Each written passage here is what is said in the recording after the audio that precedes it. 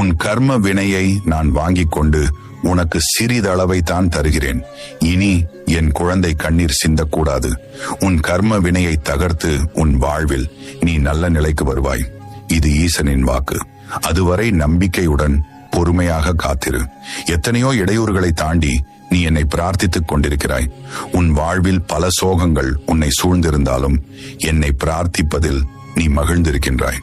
நீ என்னை பிரார்த்திப்பதில் எத்தனை மகிழ்ந்திருக்கின்றாயோ அதைவிட அதிக மகிழ்ச்சியை நான் உனக்கு தருவேன்.